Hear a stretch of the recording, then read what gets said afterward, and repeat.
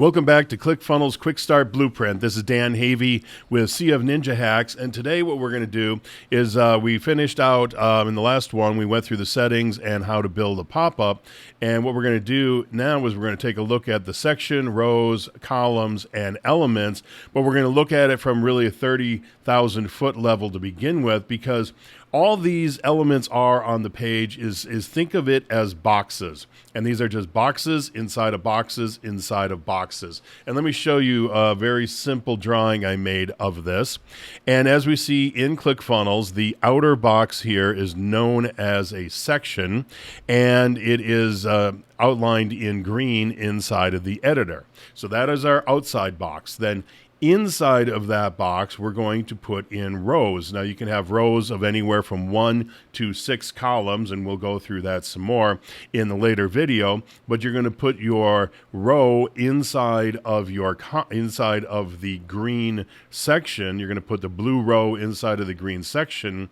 And then inside of each one of those rows, you're going to have columns. Now, the columns don't have any specific color, but as you can see here, we have a blue 2-column row right here. We have a column on the left and a column on the right. Below it here, we just have a 1-column row, so there's only one box here in the middle. So again, we got our sections, we got our rows. Inside of the rows are our columns, and inside of the columns we put our elements. Now, you can put as many sections as you want on the page, and essentially what you're doing is you're stacking one section on top of another on top of another, and then you put your rows inside of the sections, and again, you can stack those one on top of each other. And then inside of the columns, we're going to put in our elements, and again, we can stack our elements one on top of each other. Now, this is all made possible because of a programming language known as HTML, or Hypertext Markup Language. And basically, the biggest component of it is what they call tags. And in ClickFunnels, the most common tag you're going to see is the div tag. And I'll show you all that in a minute. But basically, the div tag says, okay, create a box here. So you're going to have div tag, div tag, div tag, all stacked on top of each other as it's building out the sections, the rows, the columns, and the elements. And then once we get into the elements, then there are some other specialized tags specific to those elements. But for the most part, probably 95% of the tags will be a div tag, D-I-V tag. Then we also have CSS, or cascading style sheets, and that basically tells the HTML what to look like. So cascading style sheets would do stuff like set the font size, set whether the font should be underlined or italics. It would also be background colors and borders around elements, borders around sections or rows or columns. It could be background colors. It could be shadows around things. So it could be anything that makes the page look other than like a bunch of boxes with some text inside of it. And then beyond that, you can even get into doing things with JavaScript where it won't be covered by HTML, won't be covered by CSS, but what it will do is it will take the existing HTML or CSS on the page and it'll change it or move it or modify it in some way or make it hide or show based upon certain things that are clicked on the page. Now here, we're not going to talk about CSS or JavaScript. I talk about a lot of that in my higher level courses. Here today, we're just going to take a look at the HTML. So let's open up a page here. Where do I have it? Here we go. This is what happens if you go to a page and you right click on the page and you say, show me the view the page source. Now, of course, we can't view the page source here because we're already on it. And there's a couple things we want to look at. First thing you want to take a look at is what is known as the head of the code. So this is our head code right up here. And in this head code is two important things that you will set up as you go forward. One of them here is where you put in your Facebook pixels and your Google Analytics. And if you recall, this is where we put it. We come into settings on the funnel editor page under settings. You would put this into your head tracking code. So this is where you put your Google Analytics, your Facebook, other tracking things that you want to have in here as well. And then when you do that, it shows up right here in the head of our page. Then what we also have in here is all of our metadata, and that should be covered right here.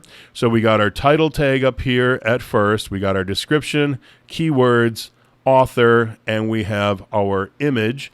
And if you recall, when we go into the site, we come in here to our SEO metadata, and you set it up here. You got your title, your description, your keywords, your author, and your social image. So you put it in here, and then it is reflected in the code right here, and then it repeats itself again down here as well when it talks about the OG, which is the open graph for Facebook. They put it in there twice. So then once we get down here, then we get down to our body tag, and this is where we start building out the actual page itself. So let's come down here, and we have right here, we have a container. So anytime it says container, that is actually referring to the section. So a container and the section are the same thing. Inside of our container, we have a container inner. So most every element has like its outer structure, and then it has an inner structure. And when you get into elements, sometimes that's even like 3 or 4 boxes nested deep as we get closer and closer to, like think of a button. You're going to have the outer button wrapper, and then you're going to have like an inner button wrapper, and then eventually down inside of there, you're going to have the actual text that is on that element. And so we continue along here after we have our container, which is our section. Then we have our row. Inside of the row, like we talked about, we have a column, and then inside of the column somewhere here, this is an element or something. I'm not really sure what's in here because this is actually the pop-up. It's known here as a container modal. It's a modal. It's a pop-up on the page, like for exit intent or something. But the better way to really take a look at this so you can really see the structure is to come into your site, and you're going to right-click on your site, and you're going to click on Inspect. And when you do that, this is what's going to come up. This is all the code from the site. So again, we have this container here, and as I put my mouse over it, it's going to turn things over here blue and green and whatnot. The green signifies margin or padding. Actually, green is padding, and then if it's got like an orangish color, that'll be the margin. So, where did we go here? So right here we have, here we have the container. So again, this is our section. Inside of the section, we have a container inner. So like I said, most elements have an inner element inside of them. And when I say element, I don't necessarily mean a ClickFunnels element as much as an element or a box. Think in the terms, again, of boxes on the page. So our outer section box has an inner section box. Then we have our row. Inside of the row, we have a column, then we have a column inner, and then we finally get down to the level of the ClickFunnels element, which in this case is a headline element. And then we have, this is the headline element wrapper, and then we have the actual headline element, and then we have the text inside of it, which in this case is italics, and that's why it is marked with an I tag instead of where all the rest of these have the div tag at the very beginning. But as you see here, as I move my mouse, each one of these boxes gets a little bit smaller as we move down the page. And that's, again, because each one of these needs to fit inside of the other one. And because of that, then you need to have a little bit of padding. You need to have a little bit of margin in order to make each one just slightly smaller, sometimes to fit inside of the outer one. So what does this all look like in the real world inside of ClickFunnels? Well, what I'm going to do really quickly here is I'm going to build out a replica of this right here just very quickly, and then in the next video we're going to go in depth about all the features and functions inside of the sections, the rows, and the columns. And then in later videos I'm going to go through all of the elements that are available in ClickFunnels and quickly show you some of the things you need to know about running each one of them. So the first thing we need to do is we need to add a section. So we can come here and we can click here to add a section, or we can add a section by clicking here. Let's start with the first one. We will click here, and let's just say we want a full width section. So it's going to go all the way across the page. And then we want to have 3 of these sections. So what I like to do when I'm building out, if I know exactly what my page is going to look like, I'm going to come in and I'm going to create these 3 sections to begin with. So I'm going to come in here and I can add another section by either clicking here or again clicking right here. So this time let's click on this one, and now I have to drag it into place. So I can put it above or below, but let's put this below. And now I'm going to click on this plus button this time. And again, here I don't have to drag it into place because it knows exactly where it should go. And so now we have our 3 sections in place. But now let's come over here and let's take a look at our background color. And in this case here, the background color is transparent, but the background color of each one of these sections is also transparent. So we could come in and change each section, give it a background color, give it a background image, whatever we would like. But what we will do is we will leave these transparent for now, and I will come back in and make the background transparent. I just wanted to make you aware of the fact that anything that you have on your background here will show through the sections, the rows, everything, if you leave their backgrounds transparent. So now let's come in and let's put in a row. And what did we have over here? So we had a 2-column row and then a 1-column row. So again, we'll just do as we did before. We'll click on 2-column row, and here we will now put in a 1-column row. And of course, we could come up here and say add as well. So we're going to add a row, and this time here we're going to drag it down into the second section. Let me see if that put it in the second section.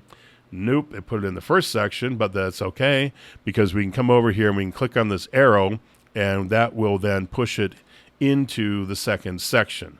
So now we have a 2-column row in our second section, and we need a 1-column row in our third section.